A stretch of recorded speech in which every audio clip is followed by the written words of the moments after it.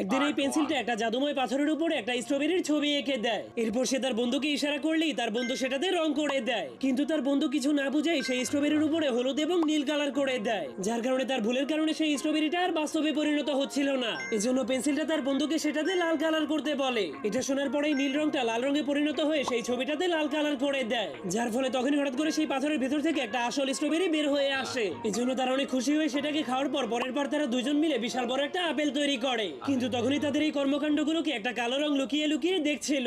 এজন্য সে জলদি করে তাদের কাছে এসে তাদেরকে বলে, আমিও তোমাদের সঙ্গে এই খেলায় যুক্ত হতে চাই। যার কারণে সে তখনই দুইটা চেরি ফলকে কালো কালার করে দেয়, কিন্তু সে কালার করার কারণে সেই ফলগুলো বাস্তবে পরিণত হচ্ছিল না। এজন্য পেন্সিলটা তাকে বোঝাতে শুরু করে, যদি তুমি এই ফলটাকে আসল বানাতে চাও তাহলে তোমাকে সেই ফলটাকে তার আসল রঙে কালার করতে হবে। কিন্তু সেই কালো কালারটা নিজের রঙকে একদমই পরিবর্তন করতে পারতো না। এজন্য পেন্সিল এবং তার বন্ধু যখনই অনেক মন খারাপ করে সেখান থেকে চলে যেতে শুরু করে, তখনই শয়তান কালো রংটা তার বন্ধুদেরকে নিয়ে